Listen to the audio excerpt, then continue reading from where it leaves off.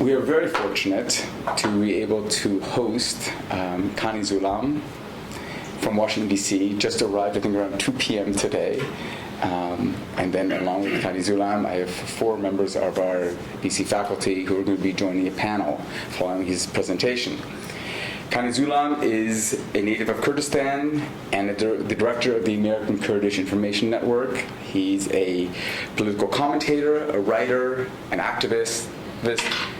In my eyes, he lives a life of truth-bearing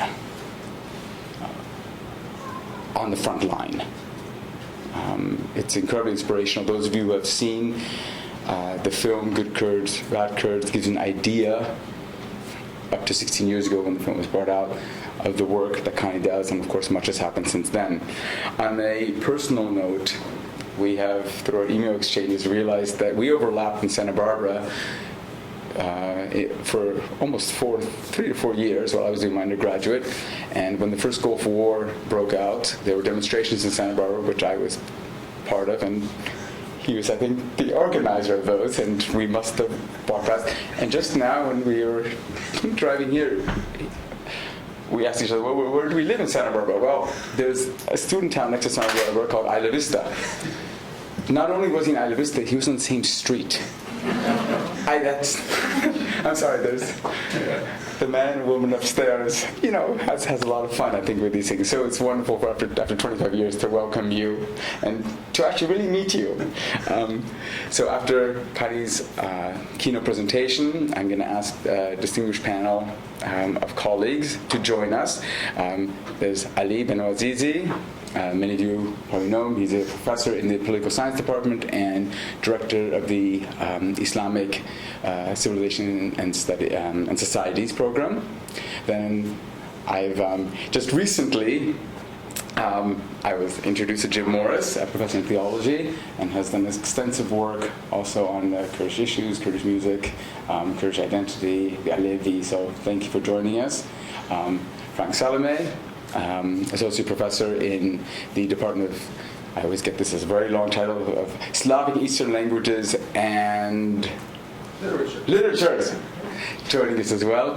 And Kathy Bailey from Political Science, thank you so much for being part of the panel as well. Kathy's going to be leaving us a little bit early, but hopefully you'll be part of the panel for a little bit. I briefly wanted to talk about the format, so I'm going to invite Kani shortly to give his presentation, and then invite the panel up and then engage in discussion with Kani, with, I'm sure, many of the issues that are being raised.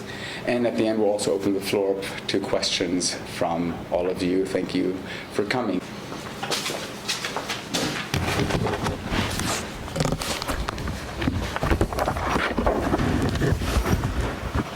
Please close your eyes for a moment.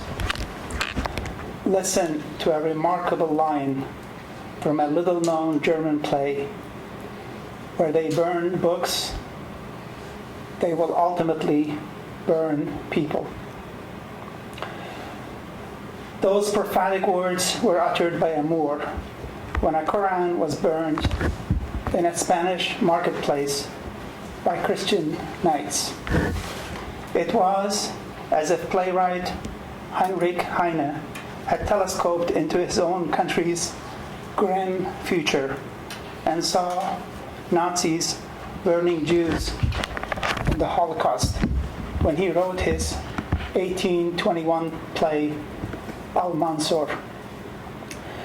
When Nazis burned books in Berlin in 1933, Heine's own tragic play was thrown into the fiery blaze. A few years later, Jews were burned in Nazi crematoriums.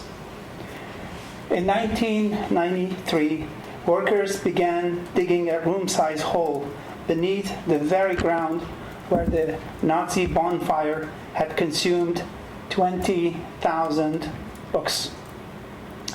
When they were done with their work, the authorities invited guests to view a subterranean library room, visible through a glass ceiling from above, with shelves that could hold 20,000 manuscripts. But there were no books. The lights burned brightly. The shelves were silent and barren.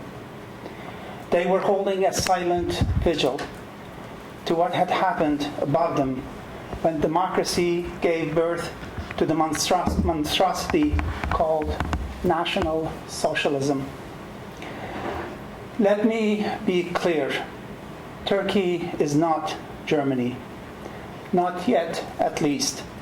But the clock is ticking, giving ominous warnings. Books by Jewish writers are still on sale in Istanbul.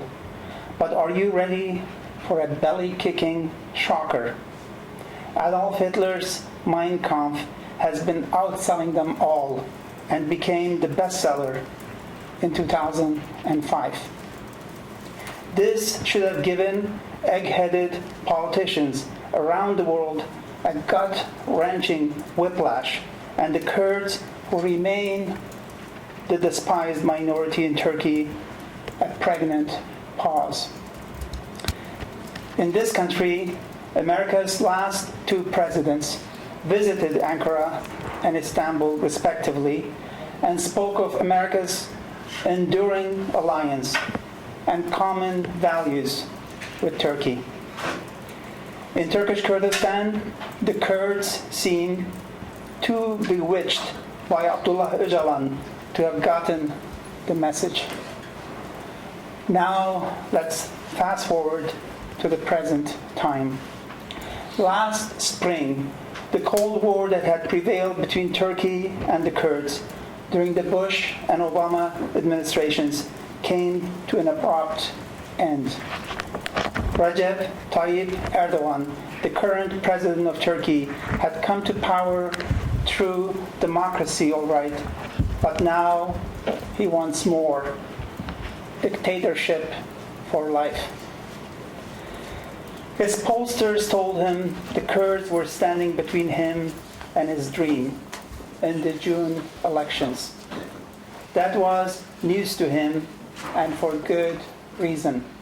He had only humored them to consolidate his power. But now they were showing signs of ingratitude and cheekiness.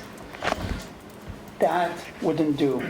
They must be forced to drink from a cup called humility, and Mr. Erdogan was ready to serve them a gigantic dose of it. So Turkish bombs began exploding right on cue in the offices of legal Kurdish party, People's Democratic Party, in Adana and Mersin.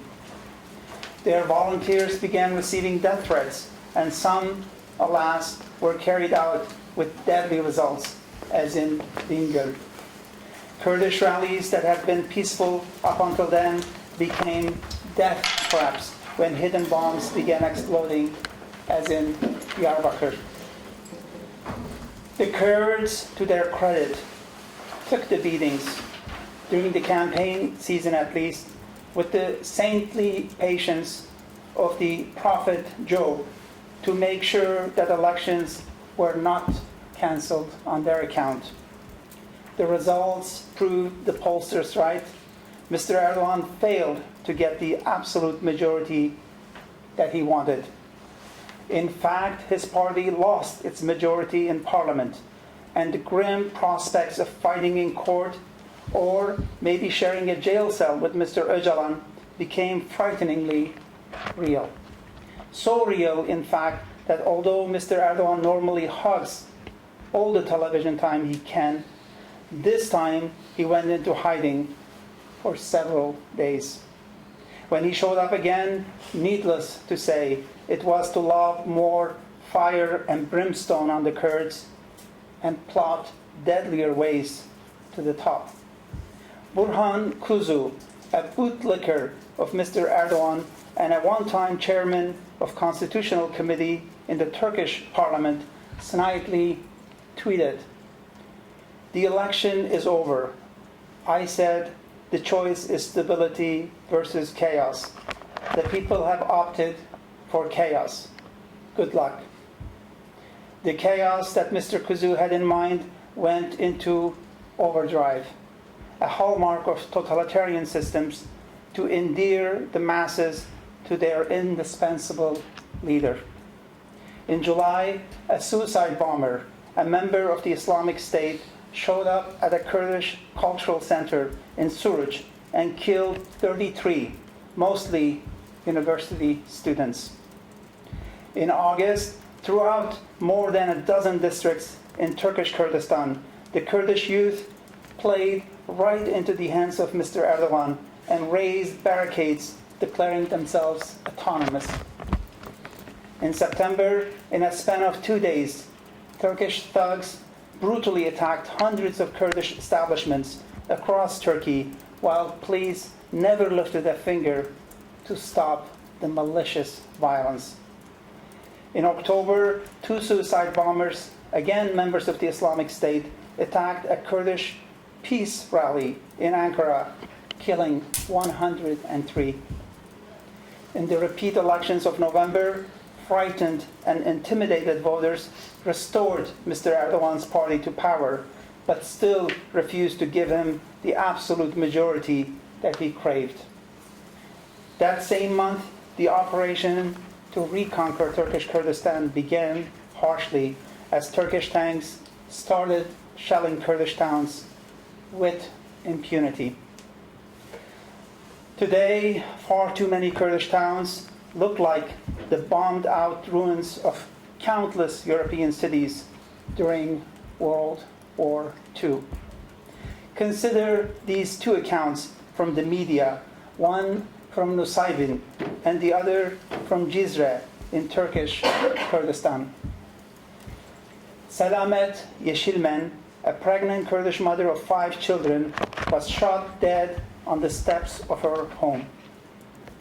It happened on the 3rd day of the lockdown of Nusaybin, November 15, 2015.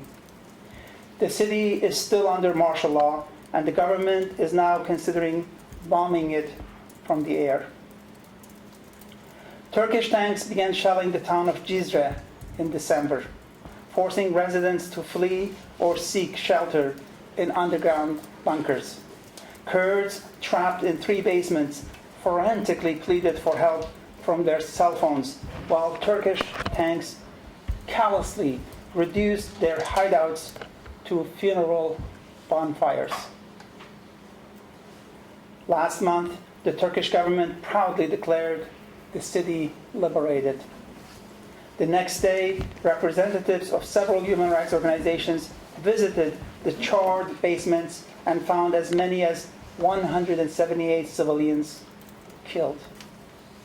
Quote, "Some were burned to death deliberately, including a young child," end of quote, wrote Şebnem Korur Fincancı, the president of Human Rights Foundation of Turkey. A teenage Kurd told how a Turkish policeman handed him a bag of bones and then said, "This is your father." The news greatly pleased the president of Turkey, who joyfully broadcasted like a profit and loss statement. Quote, "Our losses have surpassed the number 300, but their losses are 10 times as many." End of quote.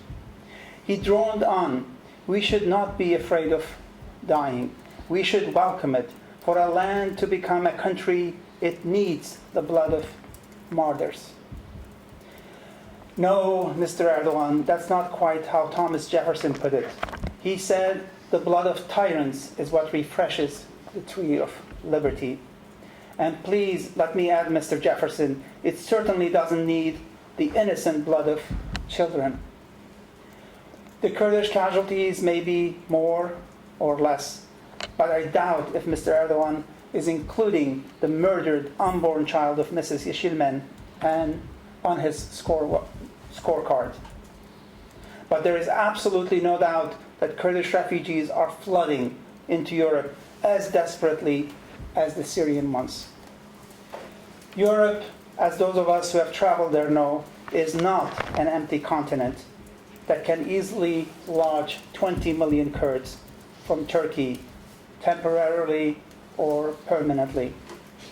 Turkey, as best as I can tell, has no plans to forego its foundational ideology, which views the existence of politically aware Kurds as an existential liability. Here is how Mahmoud Esad Bozkurt, the Justice Minister of Mustafa Kemal Atatürk, expressed it. Quote, "The Turk is the only master of this country, its sole owner. Those who are not of Turkish stock have only one right, to be servants and slaves." A cursory look at the speeches of the Turkish president will tell you that he slops up that barbaric sentiment exactly.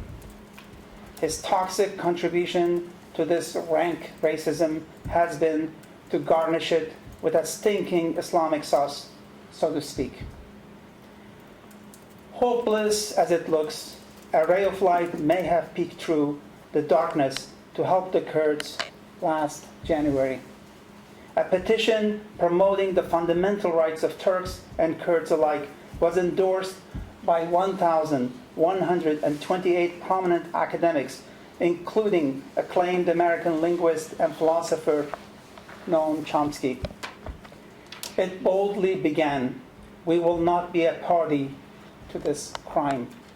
It went on, "The Turkish state has effectively condemned its citizens in Sur, Silvan, Nusaybin, Cizre, Silopi, and many other towns and neighborhoods in the Kurdish provinces to hunger through its use of curfews that have been ongoing for months. It has attacked these settlements with heavy weapons and equipment that would only be mobilized in wartime. As a result, the right to life, liberty, and security, and in particular, the prohibition of torture and ill treatment protected by the Constitution and international conventions, have been violated." Calling themselves academics for peace, the distinguished professors called on the Turkish government to cease its hostilities against the Kurds and noted the urgent need for impartial observers to help de-escalate the conflict. They vowed, "We will not be a party to this massacre by our silence. We will continue with our advocacy through teach-ins and meetups with politicians and representative assemblies." The next day, a suicide bomber, yes, he too was a member of the Islamic State, blew himself up at a popular tourist attraction in downtown Istanbul, killing 13. A few hours later, the Turkish president addressed a group of Turkish diplomats, and he left no doubt where his raw political sentiments fell. His 40-minute speech devoted less than 1 minute to the murdered tourists and their families, but a whopping 15 minutes were thunderously dedicated to the herd of pseudo-intellectuals who accuse us of violating the fundamental rights of terrorists. Mr. Erdogan went on to call the academics who condemned his terror ignoramuses and said they have nothing to do with Turkish enlightenment but are the epitome of darkness. No, Mr. Erdogan, they are not ignorant, and neither do they dwell in darkness. They spread the dignity of light, the majesty of freedom. They remind us, as novelist Ernest Hemingway nobly did, there is nothing noble in being superior to your fellow men. True nobility, he added, lies in being superior to your former self. That is something, of course, that Mr. Erdogan cannot understand, or will not allow anything noble to penetrate the blanket of oppression he spreads throughout Turkey. And to set things straight in his cockeyed mind, at least he ordered his ambassador in Washington to invite Noam Chomsky to Turkey, quote, to be our guest in the region. Instead of getting his information through these traitors, Mr. Chomsky should see it in person, he shouted. Unmoved, Professor Chomsky told The Guardian, quote, "If I decide to go to Turkey, it will not be on his invitation, but at the invitation of the many courageous dissidents, including Kurds, who have been under severe attack for many years." He added, Turkey blamed ISIS for the attack on Istanbul, which Erdogan has been aiding in many ways, while also supporting the al-Nusra Front, which is hardly different. He then rightly blamed Mr. Erdogan for launching a tirade against the academics who condemn his crimes against Kurds, who happen to be the main ground force opposing ISIS in both Syria and Iraq. It is pretty clear that the Turkish president has never heard of Mark Twain's famous maxim, never pick a fight with people who buy ink by the barrel. Not just the Turkish and Kurdish academics, but their colleagues from all over the world have taken up the cause of peace with their sharp pens and even sharper tongues. The Turkish president has had his supporters leap into the fray as well. A day after his diatribe, Turkey's mafia boss Sedat Peker chimed in with this chilling statement for the peace-loving Kurdish and Turkish professors. "We shall shed your blood like water and take our showers in it." Mr. Peker continues to regale pro-government media with his blood-dripping interviews, while the same media has declared open season on Mr. Erdogan's critiques, especially the academics. The absurdity of exchanges prompted one academic, Ayşe Kadıoğlu, to bitterly note, "We are talking for the right of people to peace, while the supporters of Mr. Erdogan are asking for the right of their ilk to take showers with our blood." It is indeed the season of blood in the Turkish-Kurdish conflict. The Turkish president is wielding a war axe and threatening to chase the cheeky Kurds to the gates of hell. The Turkish and Kurdish academics are wielding a scalpel, trying to heal Turkey as it is, with all its colors, so to speak. You can safely put me down, as you might guess, as a friend of scalpel wielders. And as our greatest role model, Hippocrates, warned us long ago, we should all be under oath to do no harm. No such a compunction clouds the thinking of the Turkish mafia boss or his president. They can murder Mrs. Selamet Yeşilmen and her unborn child in the morning and go hug their innocent children and wives in the evening. The gruesome numbers are mind-numbing, and I'm not really good at comparing human suffering to lifeless statistics. So let me go to the other end of suffering, to happiness, to the tune of delightful music, which can warm our hearts and soothe the soul, something we can all appreciate. And someone who can do just that is my gracious host, Ralph Yusuf Gavlik, a composer of music, a member of your faculty, and the reason for our several Kurdish gatherings this week. Please join me in a hearty round of applause for Professor Gavlik.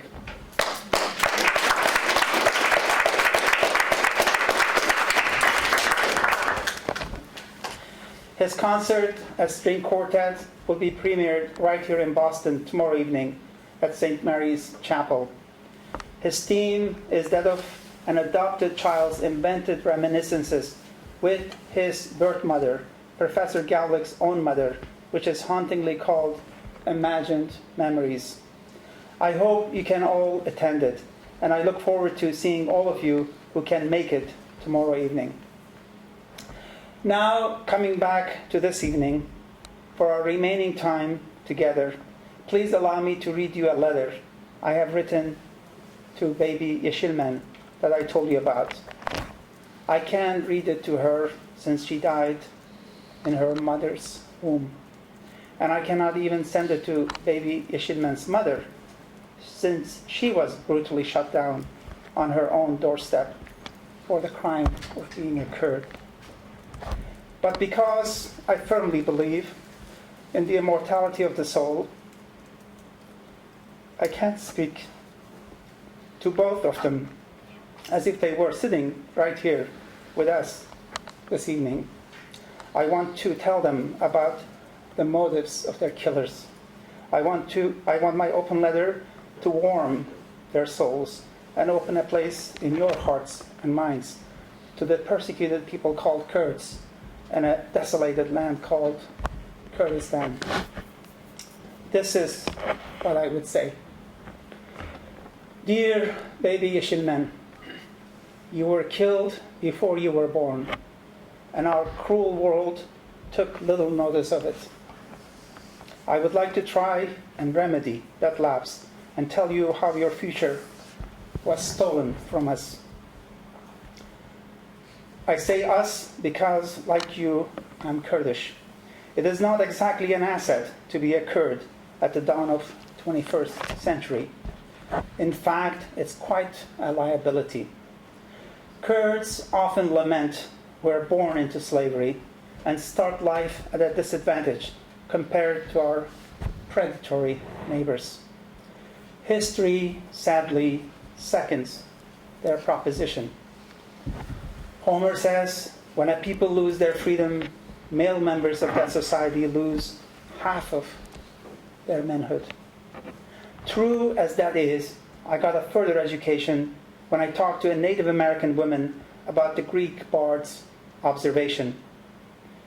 She opened my eyes even wider when she said, well, the women lose everything. She spoke from experience, and I felt humbled in her noble presence. I thanked her for her candor and doubled down, not just for my own emancipation, but also those of our sisters who are under the double whammy, as it were. Our journey has been very difficult. Let's start with your death.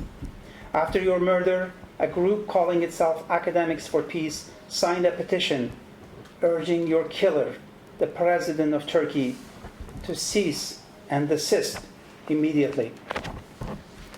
He ignored them at first and then began attacking them as lovers of terrorists.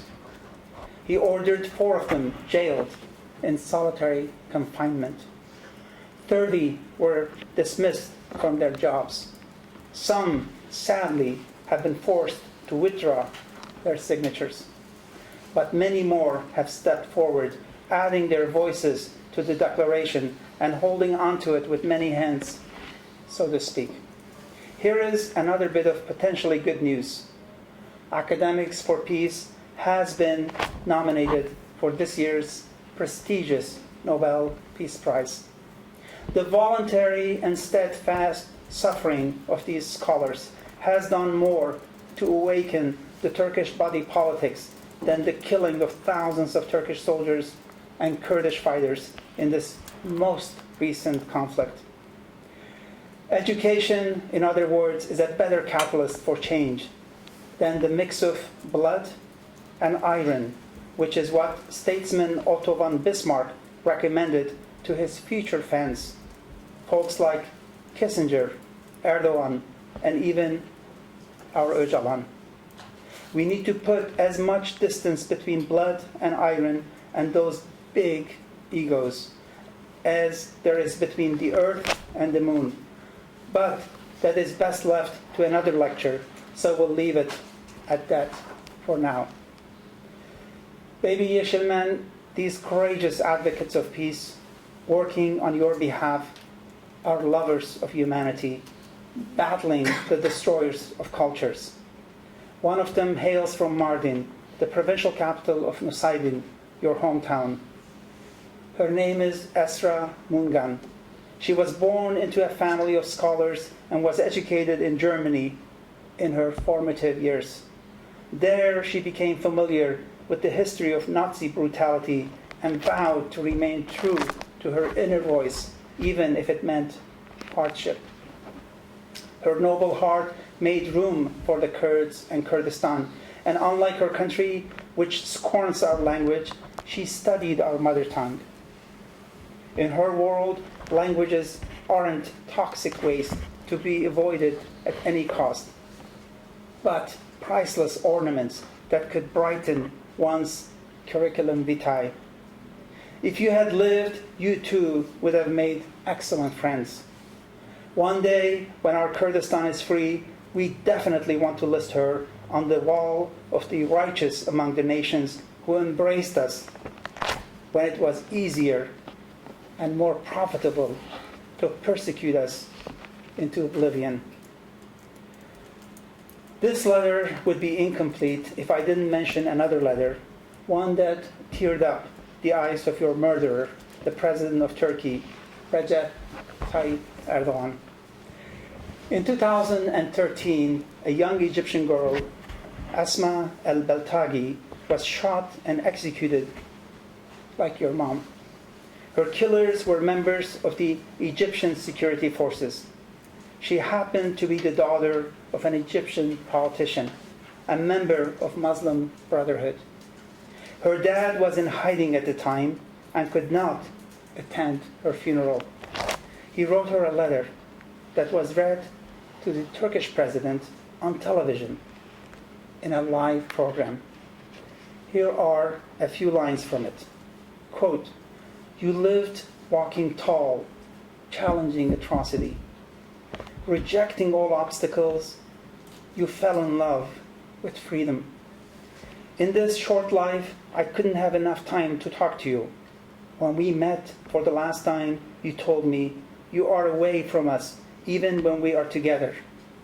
I told you this life is not as long as we can have enough of each other. Lastly, my dear daughter and invaluable teacher, I don't bid you farewell, but I will see you tomorrow on the banks of Kausar pool in heaven with the Prophet and his companions. As the letter came to an end, the Turkish president spawned a fountain of tears in front of millions. When asked why he was crying, he said the letter reminded him of his own relationship with his kids, that he too had neglected them while working very hard for his party's victory. Watching the scene live, one Turkish journalist mused for millions of Turks and Kurds alike. How come the Turkish president can shed tears for a teen killed in Egypt while ordering his army to kill protesters, including women and children in Turkey? The answer, my friend, as Bob Dylan put it in a song, is blowing in the wind. But no one wants to see it or even admit to its existence, lest they ruffle the feathers of a despot on Bosphorus. As Bob Dylan might have said of the Turkish dictator, the only atrocity that riles Mr. Erdogan is the one that is committed against Muslims.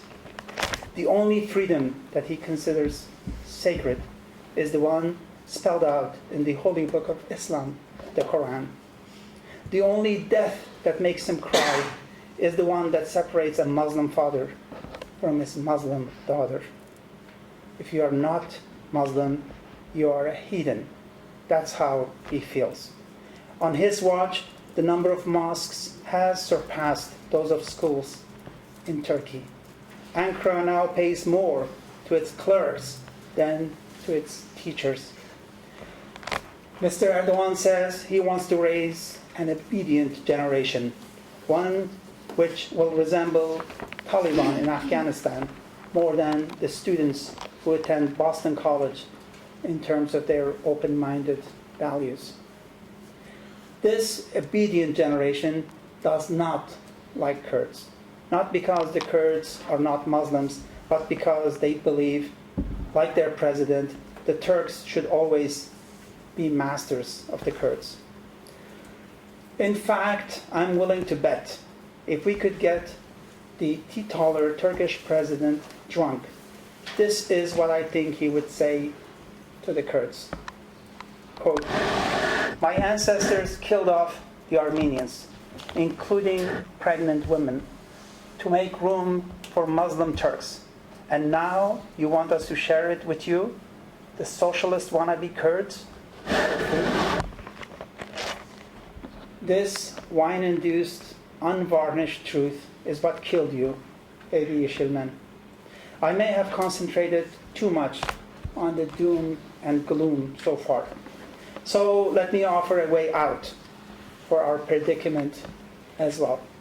The balance of power between the Kurds and the Turkish state is similar to the balance of power between the Indians and the whites when Andrew Jackson was calling the shots. The Kurds would do better to wait their time, like the blacks of President Jackson's time did, as intolerable as slavery was back then, than to fight the Turks at this most inopportune time for us. Look at the cold, hard facts regarding the Indians and blacks. Many Native Americans now live in poverty, on wretched reservations, while many blacks sit in the highest councils of power in Washington. The blacks, although cruelly abused, peacefully waited their time until it was the right time to dash for freedom, with the least damage to themselves and their white neighbors. The Indians fought and lost. The president of Turkey is praying that Kurds take the same Indian warpath. We Kurds should not hand that warmonger the war lance. If we take the right path, we may one day be able to honor you with a memorial in the heart of Nusaybin. I would like it to be a glass statue of you inside your mother's belly, haunting in its own way, just like that solemn book-burning memorial in Berlin, with this inscription: "For now we see only a reflection, as in a mirror. Then we shall see face to face." It is too bad that you didn't live to learn about Heinrich Heine, who told us where they burn books, they will ultimately burn people.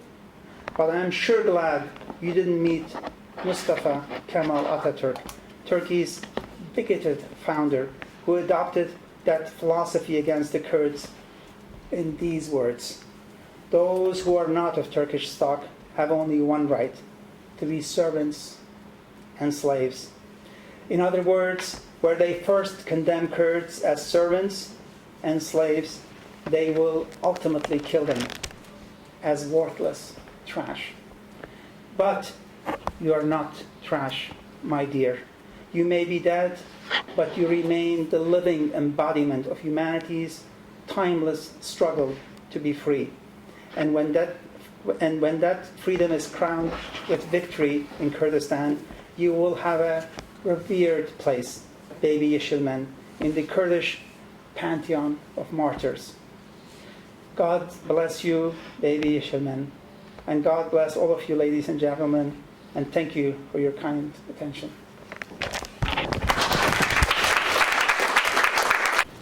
I think perhaps, Ali, can I call on you? Just to offer some reflections.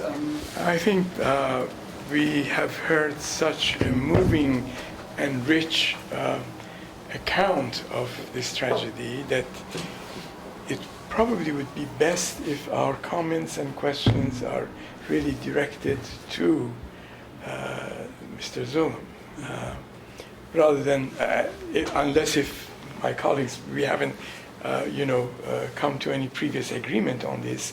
Do you have a prepared statement that you want to make, Frank and Jim? I think it would be good, given the emotional presentation that you just gave, the excellent description. I think maybe a good idea would be to, as Ali just suggested, to open it to questions, our questions, and the questions of the audience, I think. And I think probably what we all were going to say will come out in that process. I guess what I'm gonna, so Connie, I have a question for you. And let me prefigure this when people ask me or people ask each of you, what makes you you? How do you define your identity? Who you are, where you come from? What defines you as a Kurd? What is it that makes you Kurdish? Well, I didn't ask for it. Our sex, our parents, our nationality are given to us. So I was born a Kurd. And I was born at a time of challenge for the Kurds. I could have turned my back to it. I live in America, and I live in a free country. But it wasn't easy to do that. It was easier to take up the fight and to fight for the rights of the Kurds to be free. So my identity is tied with the Kurds. I cannot think separately than the Kurds, than Kurdistan.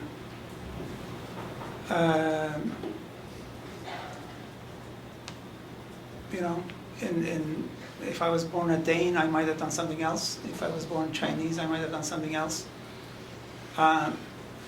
But as a Kurd, I had no choice but to do what I do and to claim what I have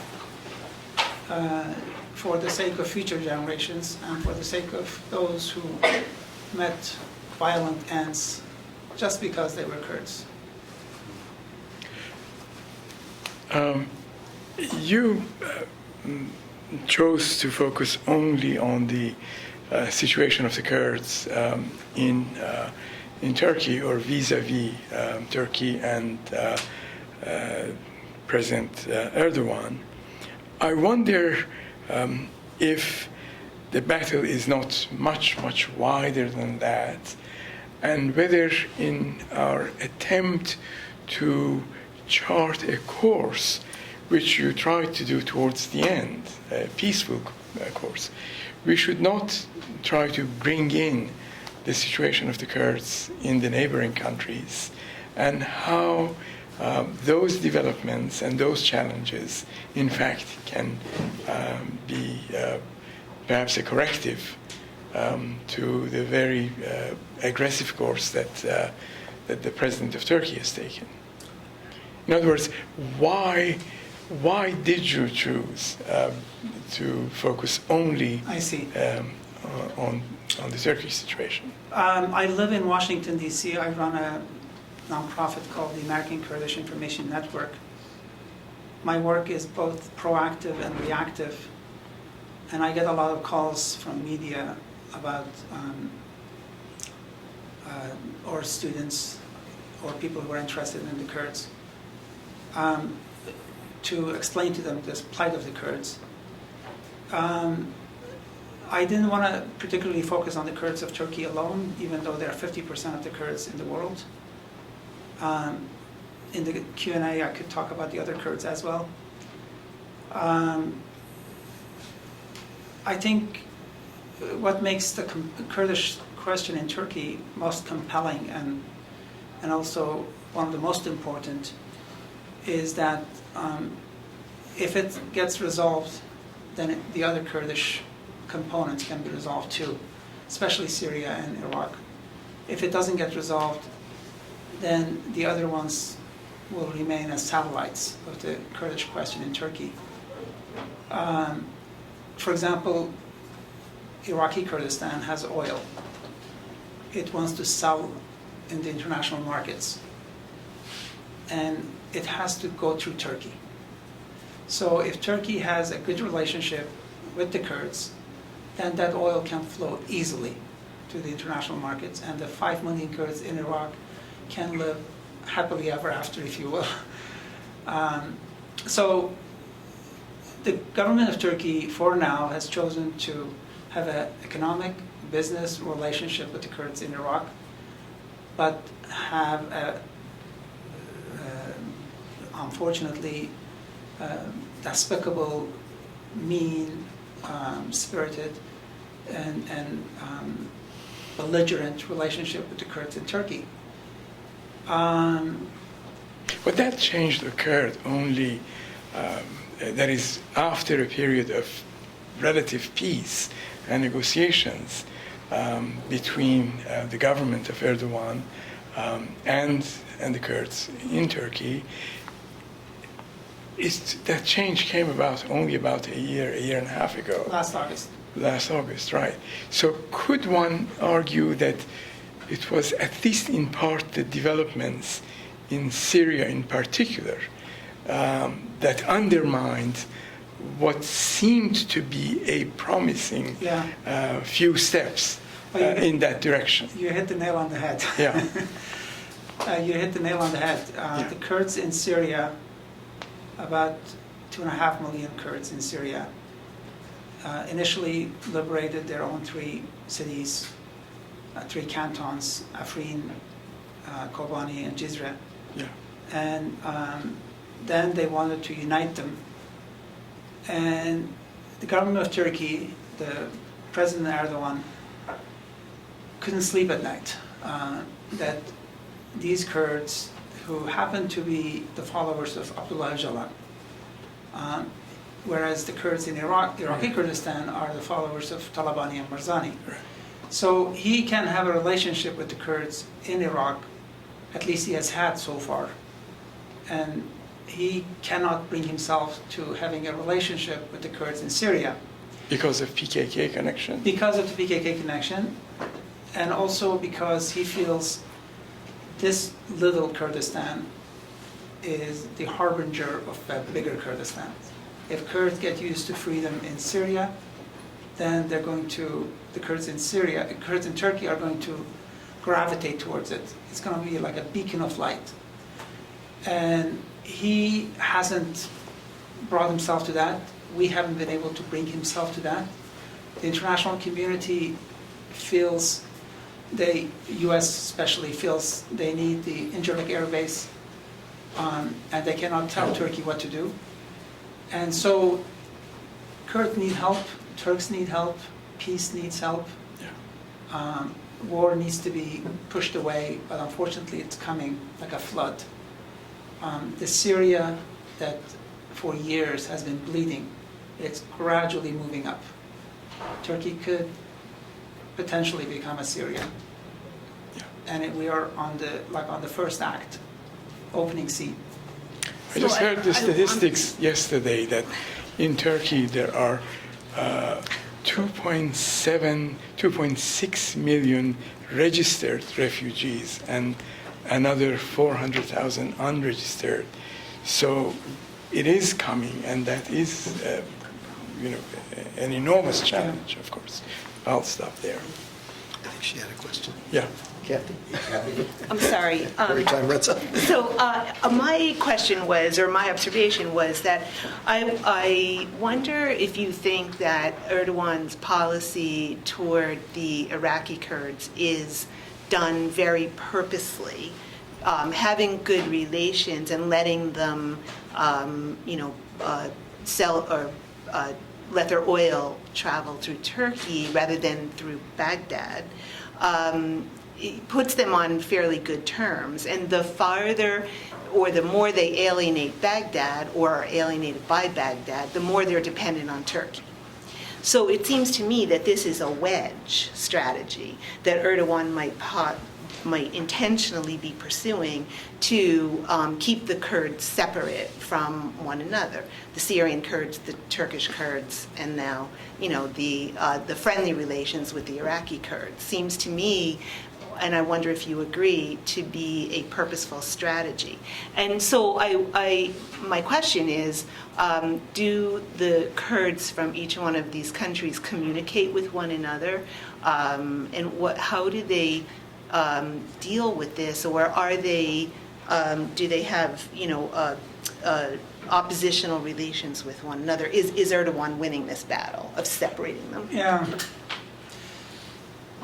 I mean, the political awakening that is taking place among the Kurds, the speed with which it's taking place, it's faster than the pressure that the government of Turkey is applying to put it down. So it's like Turkey is trying to dam it, and the water is overflowing it. Internet is one reason for it. News is traveling much faster than at any time in the history of humanity. Emotions are riled up. In terms of the Iraqi Kurds versus Syrian Kurds, I mean, there's ideological issues too. Iraqi Kurds, would like to have an open society, multi-party. They do have that. The Syrian party, the Kurds in Syria, partly you could say because of the adversity they have united. I mean, there's a saying that adversity brings people together, prosperity separates people from one another, and that adversity has united them. Some Kurds are complaining that it has united them so much that there isn't an alternative party in the Syrian part. I mean, at the end of the day, I wish or I hope if there was a way to pressure Turkey to come to terms with Syrian Kurds, to have the same relationship that it has with Iraqi Kurdistan to have with Syrian Kurdistan. Trade, opening, construction companies going to Syrian Kurdistan, building in Kobani, building in Afrin. But I just don't see that because Erdogan himself is ideologically oriented. He believes in winner take all, so to speak, when it comes to Syria and Turkey. And winner take all leaves no room for opposition, leaves no room for accommodation. And where is it going? It's going to be, I don't think the Kurds are going to sit down because it has reached a critical mass. They may wait, but they're not going to fold. They're not going to stop. They're not going to go back to 50 years ago when they couldn't even say their names, when they couldn't even speak their language. So it's a gigantic clash, if you will. It's coming to blows, I don't have a crystal ball. I don't know where it's going to go. My preference would be that the cooler heads prevail in Ankara, that Abdullah Öcalan, who is in İmralı island prison, I think he has tried to bend backward to accommodate the Turks. If you read his writings, prison writings, he is ready to settle this issue. He has a big following in Turkey. He has asked the government of Turkey simply pass a law in the parliament recognizing the existence of the Kurds. And then I will order my fighters to disarm and leave. And Turkey hasn't done that, doesn't want to do that. Technically, right now, everybody in Turkey is a Turk. Article 3 says everybody in Turkey is a Turk. If somebody from Mars were to come and check the official documents of the Turkish government and were to go back to Mars and report about a country called Turkey, they wouldn't know that there were 20 million Kurds living in Turkey. 1 out of 4. And how long are they going to stay silent? And how long can we ask them to stay silent? I mean, my preference still would be that we do not provoke the Turkish army. We work with them, and if they're coming at you to withdraw, but never to cease the struggle, but to turn it into a peaceful civil disobedience where you can get also support from abroad, and you stop this vicious cycle where an eye for an eye then turns the whole country blind, if you will, one day down the road.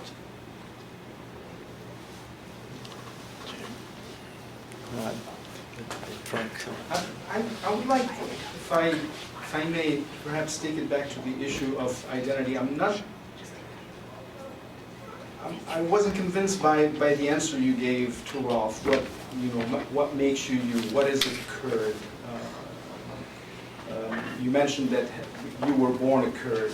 You didn't choose it. Had you been born in Norwegian, perhaps you would have acted differently. Perhaps that is because nobody questions what is a Norwegian, although that is also questionable, what is a Norwegian. But what is a Kurd? What makes you a Kurd?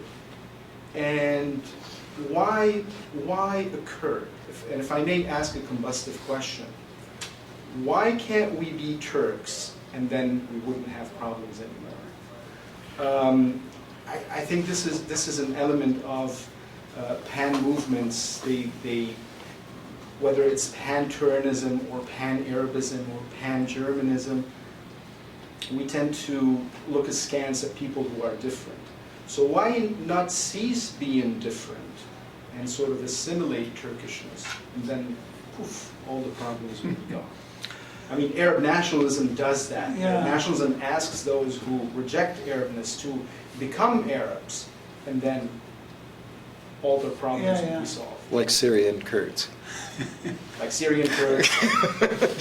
I mean, you take the Armenians in Syria, for instance, they have become completely Arabized. I mean, there was a policy to remove any elements of Armenianness from Armenian names. Armenian language was no longer taught after 1970. Armenian names that had the suffix ian were removed, so they became semi-Arabized. And Armenians no longer speak Armenian in Syria. So. I mean, your question is a good one. I appreciate it. Until I was 7, I didn't know a Turk. You know, my world was Kurdish. My mom was Kurdish. My dad was Kurdish. And then I went to school. And then all of a sudden, I had to speak a language that I didn't know a word of it. And not only that I had to speak it, but I had to, really speak it fluently. And if I didn't, then I was subjected to, abuse. So I could never forget that, as a kid, that I was different, that we were recommended to snoop on each other. That if we once we learned Turkish, if we found people who were speaking Kurdish, then we could tell teachers about it. But still, in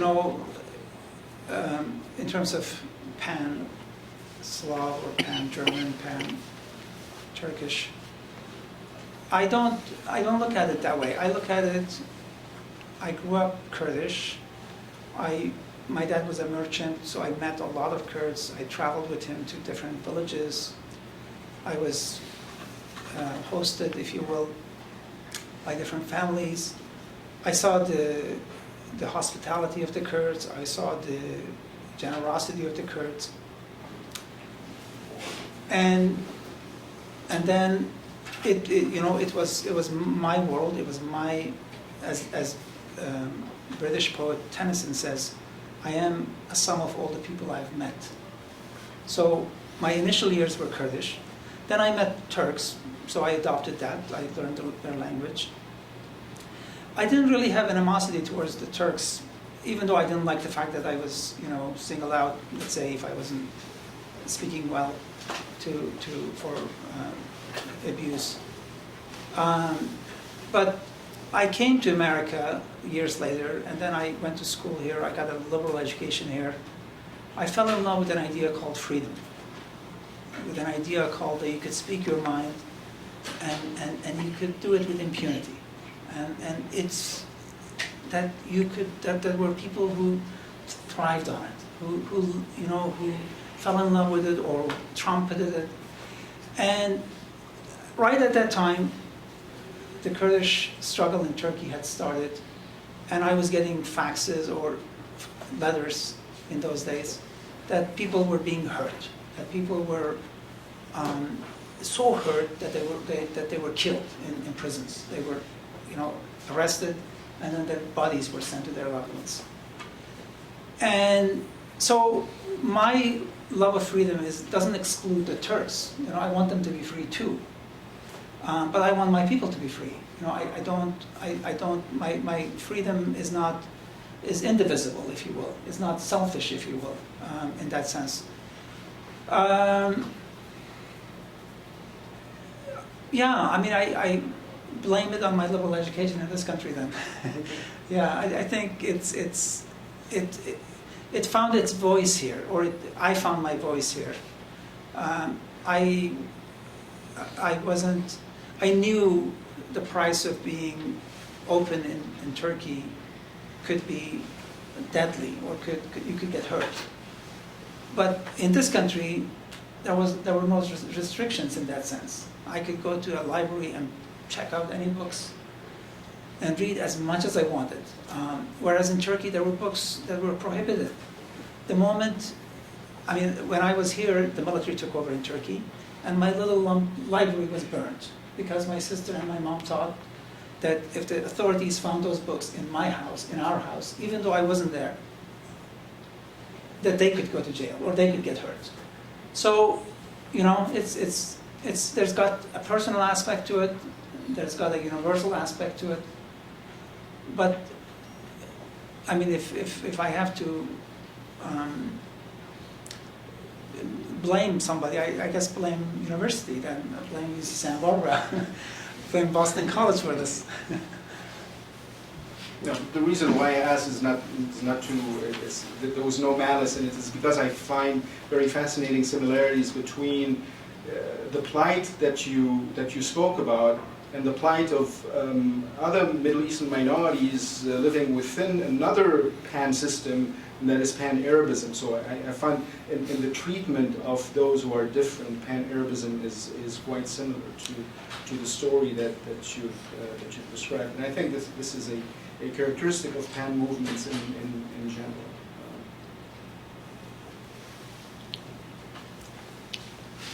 We could also open it up I'm to... more interested to... Yes, to... I'm going to reveal my ignorance about the history of Kurdistan. Was it ever an independent country? Kurdistan, in the sense of like a nation state, was Yes. never independent. But Kurdistan was never subjected to brutality that it has been subjected to since 1920s. We had an autonomous region. Our language was not banned. Our culture was not disdained. We were Muslims. We could be Shiites, Alevis, Jews, this Christians. This persecution, this alienation began with the concept of the nation state. When all of a sudden, countries were created out of thin cloth, if you will. Syria, which has a border that literally separates several Kurdish cities in half, because a railroad, north of the railroad became Turkey, south of the railroad became Syria. I mean, people talk about Berlin Wall and how obscene it was. A city was divided. They haven't seen Kurdistan. It's not just one Berlin Wall, it's several in terms of Syria. I mean, initially, for a long time, you could say there was no concept of nation state in the Middle East. People were primarily Muslims. They were, in Ottoman Empire or in Persian Empire. And so long as you were Muslim, you were, you paid your taxes, you sent your able sons to the army. You were not disdained. Our problems with Turkey began with this man called Mustafa Kemal Atatürk, who got this warped idea of nationalism from Europe and then imposed it on us by force. I mean, if Turkish had, if we had not been abused and if our language had not been banned and if we had gently had been urged to become Turks, many Kurds may have become Turks, naturally. But because we were targeted, because we were not allowed, then it became a forbidden fruit, and we craved it. We wanted to have it too, and the price has been heavy. I mean, it's been 80 years of non-stop fighting. Some would say 200 years of non-stop fighting. And we're talking a population of 40 million people now. I mean, it's a sizable area that historians and geographers call Kurdistan, and politicians refuse to call it Kurdistan. Politicians have their own mind, have their own universe, have their own language. But if they were a little bit, if their egos had been deflated, and if they had been brought to earth, and then if they consulted the geographers and historians, and then something called recognizing another culture or respecting another culture had taken root in the head of people like Erdogan, then this problem is not insoluble. It can be resolved, but we're not there as we speak. I just wanted to add that in terms of the history of the Kurds, they had been around, of course, going back to Mesopotamia as a very distinctive group.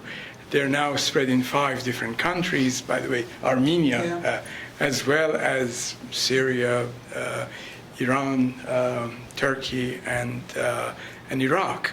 But there was one moment back in 1920, I believe, that actually a Kurdistan was recognized immediately after the First World War. That's right. And in the Treaty of Sèvres. That's right. But then that idea was abandoned in Lausanne, That's right. in that treaty. Well, So for one, that's the only moment in the long right. history of the Kurdish people. And then one other instance, as you know, in 1945, the Republic of the Kurdish Democratic Republic was established in Mahabad. That's right.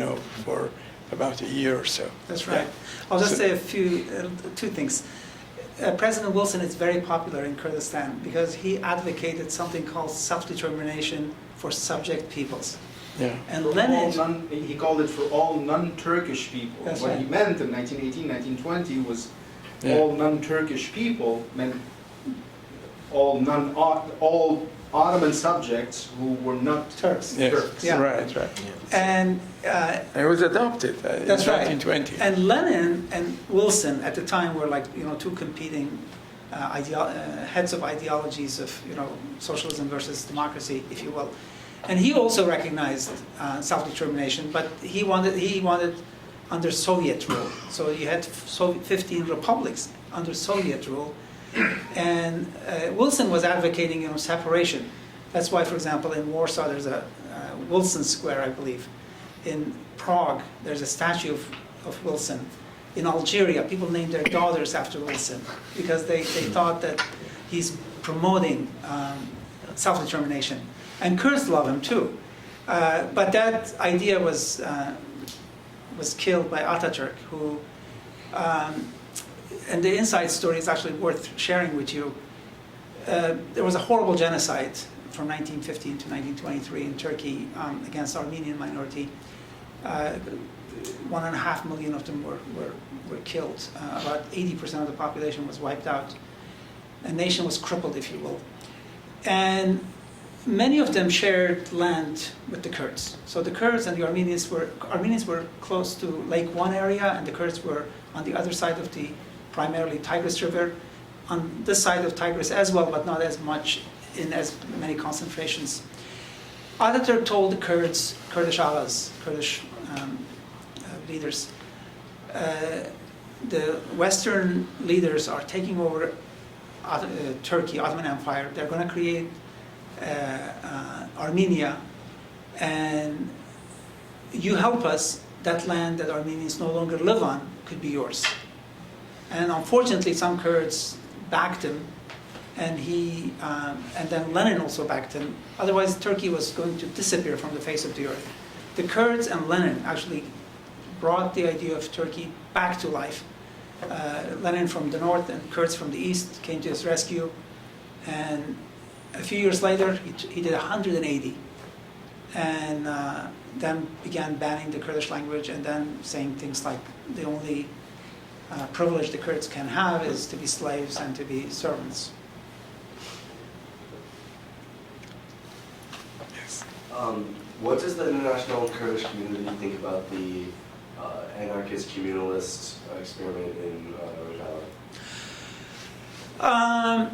I would say the anarchist movement or the leftist movement, they are looking at it with bated breath. They wanted to succeed. Murray Bookchin's books are very popular in Syrian Kurdistan. Abdullah Öcalan was the one who recommended him to his followers. My own take on it is, unless the Kurds manage to defend themselves, this war, right now they're in a limbo status. I mean, Turkey cannot enter Syria because of Russia, and Russia and Syrian government is weak, cannot take over Syrian Kurdistan. So the Kurds are allowed to experiment on communal living, if you will, and so far so good. My only complaint would be they should recognize the other parties who may not follow them. But it's a war situation, and so you have the YPG dominating the Syrian Kurdistan, literally, the full force, the only force, if you will. I find that a little bit not so promising in terms of other voices, democratic voices. People should be open, I think, in my opinion. And I think that's what really riles Erdogan too, by the way. He simply goes ballistic when he hears communalism, when he hears socialism. He's a conservative Muslim leader who for a long time viewed Soviet Union as a big threat in his youth. And so, which makes it very difficult to solve the issue. And because Turkey is such a big power in the neighborhood, and because it's a member of NATO, we need to find a way to work with the Turks. We cannot eliminate them. They cannot eliminate us. And it's been, we have to come to terms with one another, and we just haven't been able to do it. I was interested in the Iraqi Kurds, and I'm getting a little fuzzy now in the 1990s, the conflict with Saddam Hussein. What was the essence of it? I can remember, the massacres and so on, but it's getting a little distant now. Saddam kind of got drunk with power. Oil sales in the 70s, his coffers were full of money, and he didn't want equality that the Kurds were asking for. He wanted Kurds to be subservient, and the Kurds wanted more than subservience. And so in 75 in Algiers, Saddam and Shah of Iran met, and they sealed the fate of the Kurds. And the Kurdish leadership had to, because Iran was helping the Kurds, CIA was helping the Kurds, Kissinger was helping the Kurds. And when Shah of Iran and Saddam met, Kissinger said, I don't know you guys. He pretended he wasn't dealing with the Kurds. And then the Kurdish leadership was, getting weapons from Iran, and all of a sudden the border was closed. So the whole revolution collapsed. Some 800 families were granted asylum in this country, 400 settled in Nashville, and today we have the largest Kurdish population in America in Nashville, Little Kurdistan, since 1975.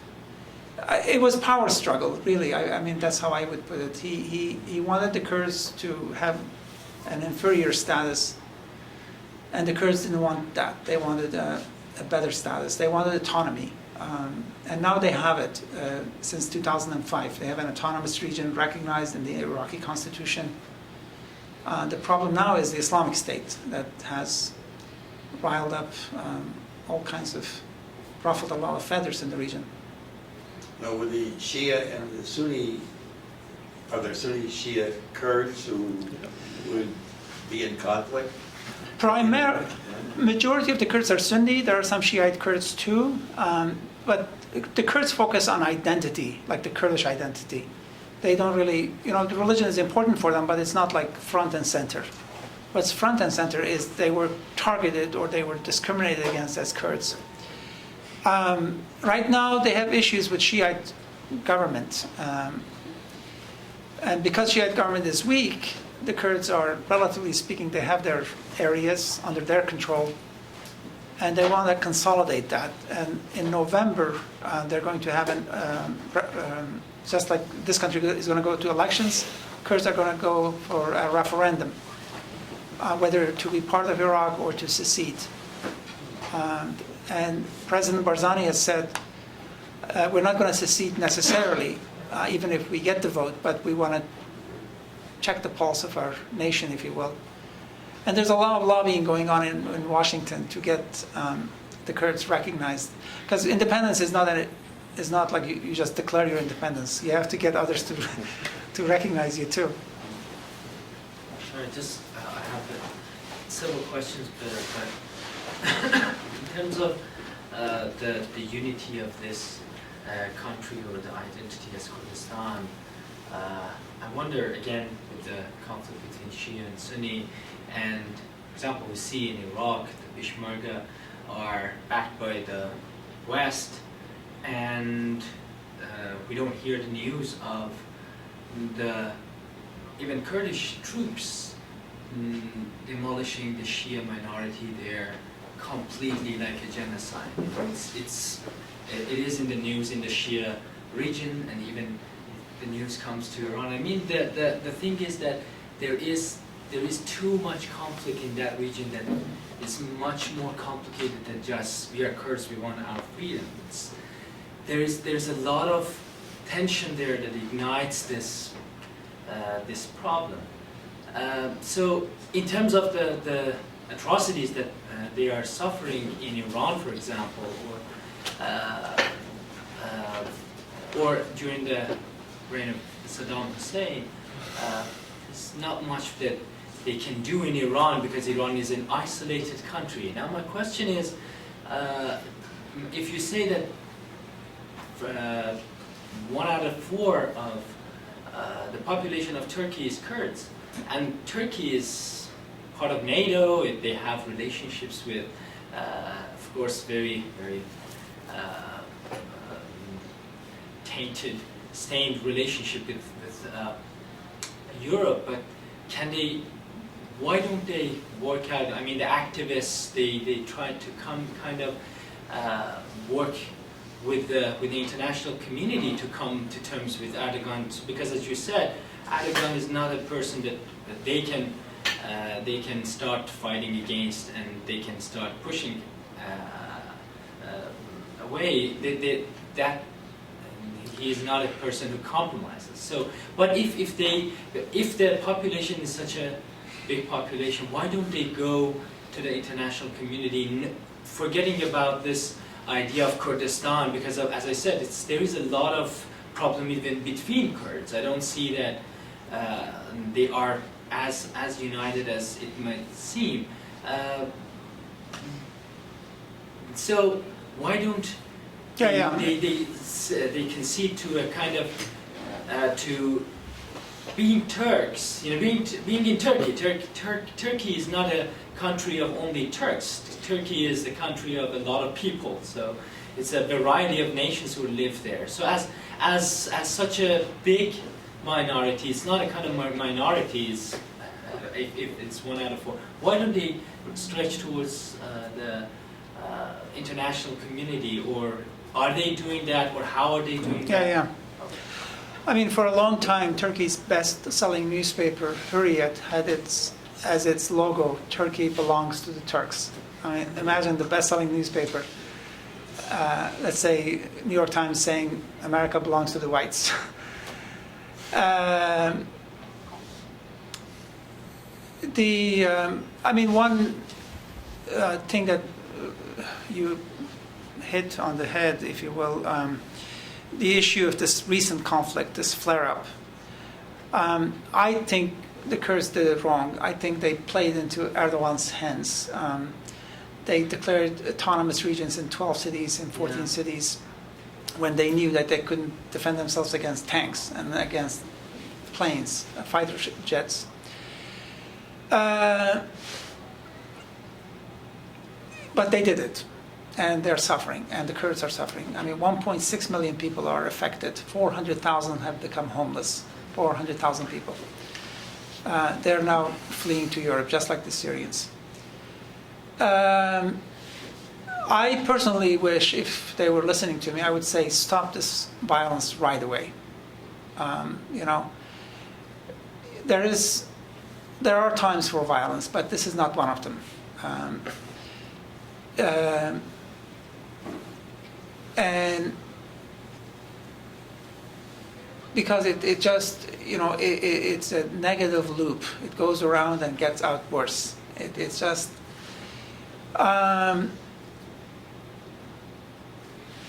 but, you know, people can't change overnight. You know, the Kurdish struggle in Turkey began in the 1970s when America took a beating in Vietnam, when socialist ideas were very popular, and PKK began on that premise. And now their leader is in jail. You know, that's why I like Hemingway, who says the only superiority you should enjoy is you should enjoy over your former self, you know, your smaller self. You should renew yourself. You should change for the good. It's been very hard for the PKK to do that. You know, if they were listening to me, I would say, you know, adopt Dr. King's methods, adopt Gandhian methods. The ultimate goal is, you know, freedom, expansion of freedom, expansion of liberty for the Turks, for the Kurds, for the region. But the other issue you raised is the why are they fighting? Why this conflict is so endemic? I mean, the Middle East is cursed with oil. I kind of wish they didn't have oil. I wish they were like Japan, you know, with no natural resources. And they focused on their, you know, brains, if you will, as opposed to the black gold under their soil. Greed, I think, plays a big role in terms of the conflict, too. I mean, far more is invested in the disunity of the Kurds than we've been able to invest in our unity. Like, if you look at it mathematically. So when there's so much abuse, so much pain, and so much suffering, people's vision gets clouded. They don't see very far. They don't see behind the mountains, if you will. You know, Mahatma Gandhi says the world has enough for our needs, but it doesn't have enough for our greed. You know, if we were educated to, you know, share, to be, if you will, to be content with less and not be greedy, maybe some of these wars would not have taken place. Iraq was rich enough for Sunnis, Shiites, Kurds when Saddam was calling the shots. He wanted it all. He not only wanted to extract oil from the Shiite areas, he also wanted to extract oil from the Kurdish areas. And guess what happened to him? You know, that egoism took his, you know, brought an end to his life, as well as drove his country subjected his country to hell. So, I mean, these are philosophical questions. These are big questions, but we need to address them. We need to tackle them. We are from there. We are Kurds, and we need to be part of the solution. That's at least part of my message.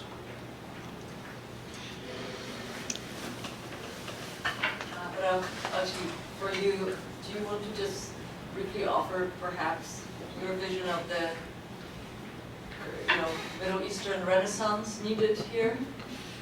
We talk quite a lot about that in terms of how do people change, how do you affect change in societies, minds, hearts, whatever you imagine makes us going. I think you'll be best briefly to. Oh boy. I mean, just like, I mean, this is something which, you know, I believe very much. Culture art is more powerful than most of the man-made machines of annihilation. And one of the great things, I don't have to tell anyone or everyone here, which we all know, is exactly that what happened, of course, in the Renaissance in Europe. Or plural, we should call it, because if not, it's definitely not just one. I feel personally, as I engage, when I ask you about your identity as Kurd, this is something I'm dealing with myself. You speak, I don't. My Kurdishism is my blood, and I identify with it through reading, through studying, through books, that which is translated, through language which is just now coming more again to the fore, is allowed to be spoken.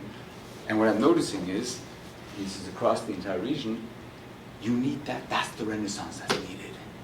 It's a cultural renaissance. And so when I ask about identity, what I would love to see happen is that needs to be embraced. Now people call me utopian, but you know what? They call you, oh, you're an artist, you're up in the sky. You know what? The view's better from there. No, but you know what? It's true. It's not a utopia, it's the reality of the Middle East. I mean, we look at the Middle East as a monolith. The Middle East is a mosaic. Mm-hmm. The problem is one of failures of interpretation, failures of analysis, that is sort of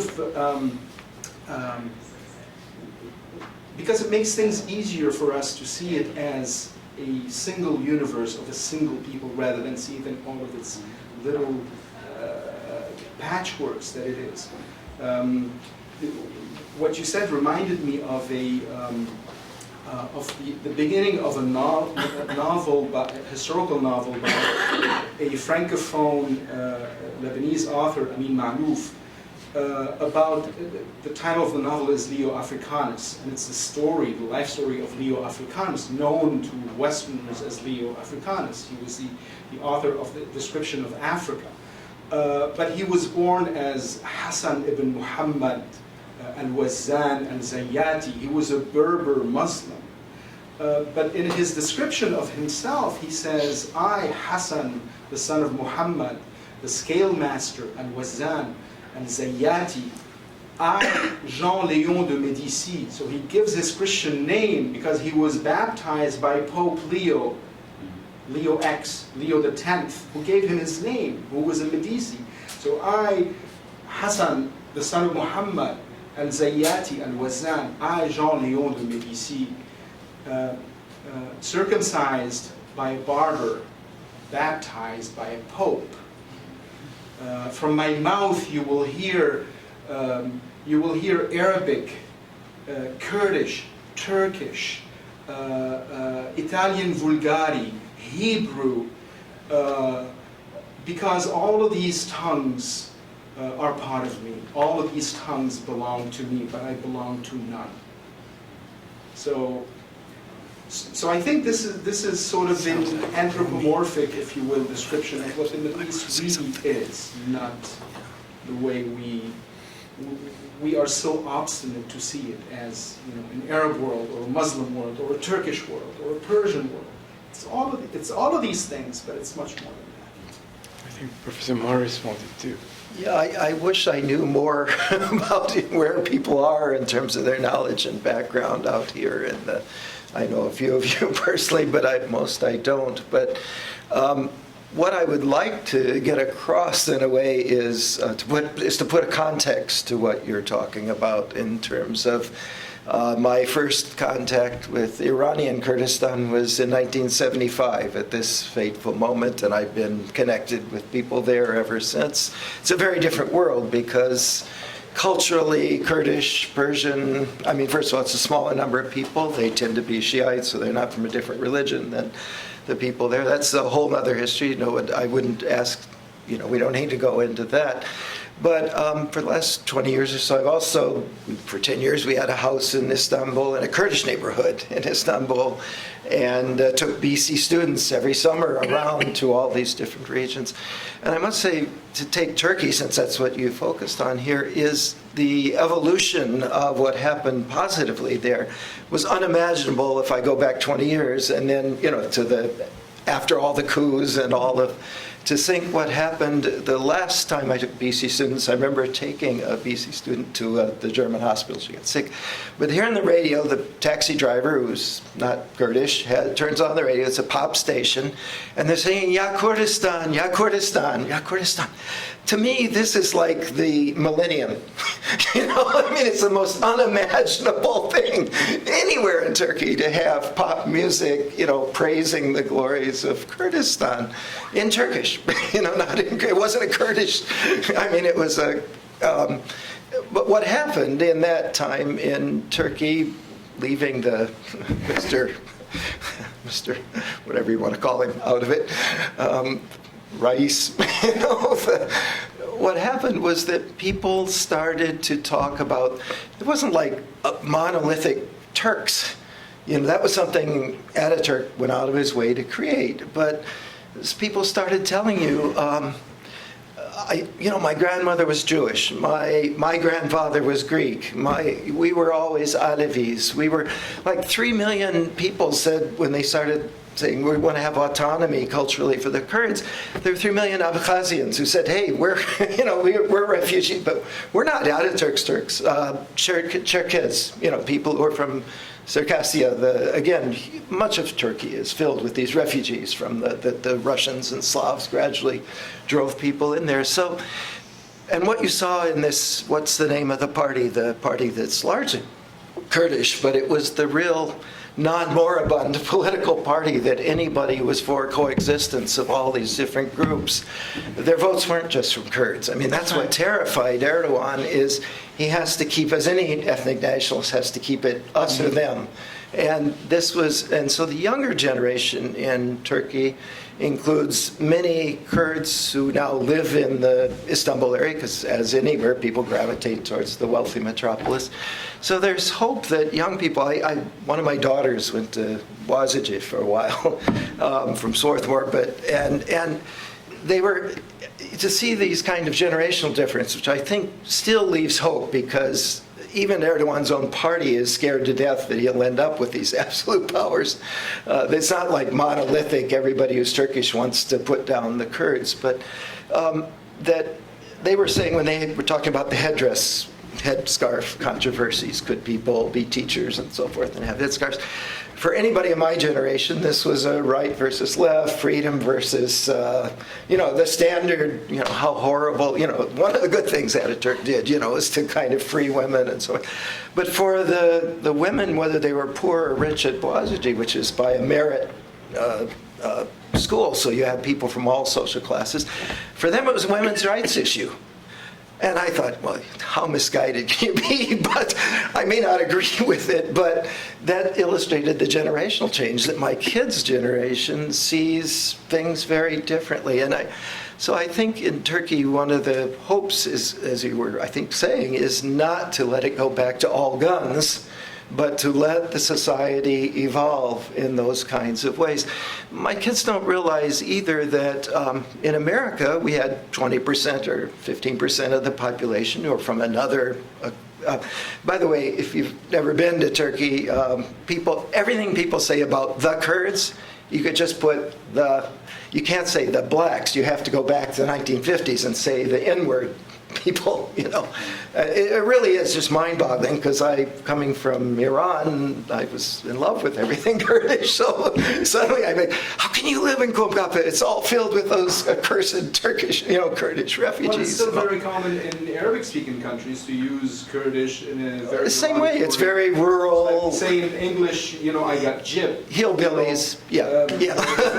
As you pointed out, the Native Americans who chose resistance tended to get kind of squashed and eventually pushed out to no basis, whereas African Americans were constantly tempted by nationhood, whether it be going back to Africa or whatever, but in not choosing the way of the Black Panthers or Eldridge Cleaver, all these different groups, which are, by the way, were very powerful at the time and very appealing at the time, maybe more so than Martin Luther King and so forth, that things actually changed politically within there. So I'm not tied to Turkey as much as I was, but when you look at how Iran assimilated and kind of made peace with the Kurds, or how the other thing that one could talk about is how much Iraqi Kurdistan is kind of there's probably no freer place in the Middle East right now at the moment. And so it kind of becomes a beacon of hope for not only Kurds, but for a lot of other people that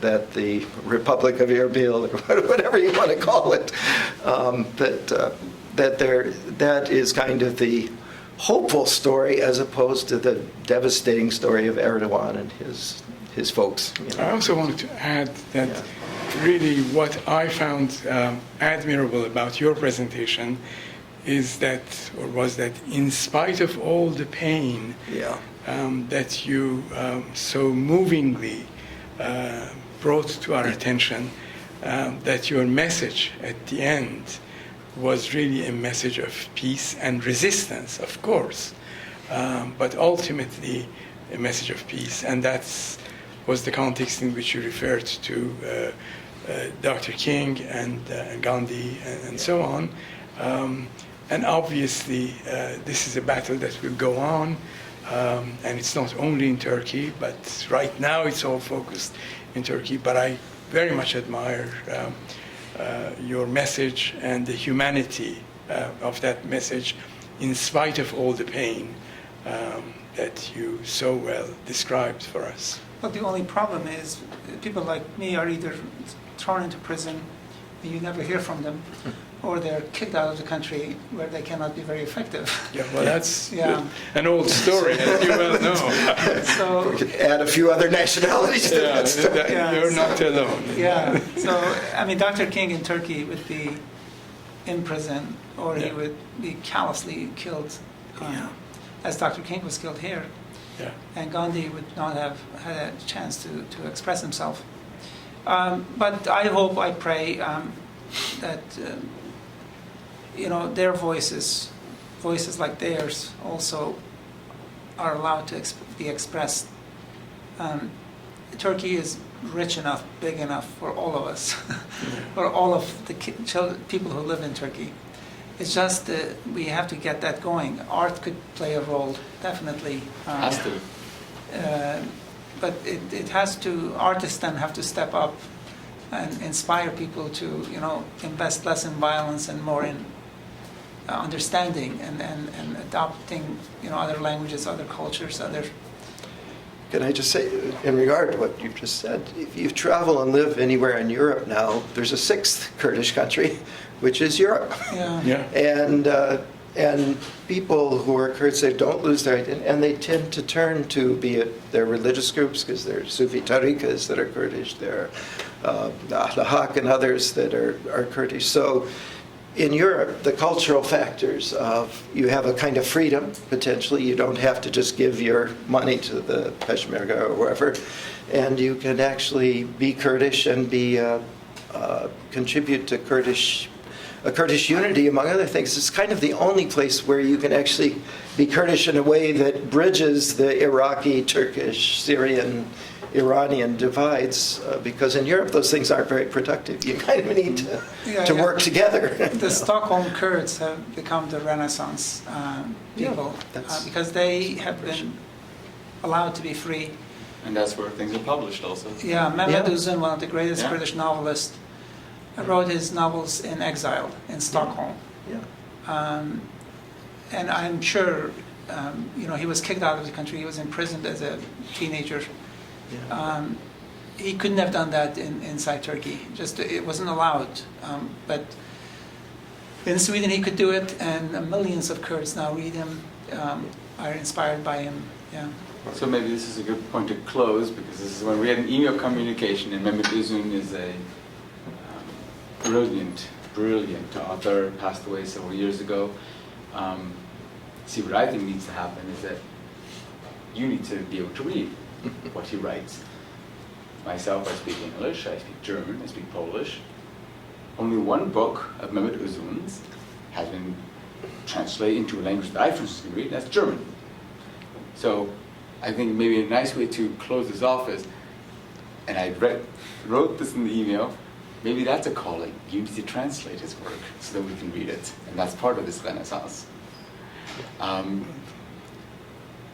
We can actually continue this if you'd like. Kathy mentioned to me that she would like to extend an invitation to a reception to all of us here in McGuinn, the 5th floor. So maybe the formal part of this gathering is over, but we can continue the conversation over reception. If you don't know where McGuinn is, just follow one of us, but I think everyone does. But there is a reception, so please do join us there. Connie, thank you. Thanks for having me. Thank you.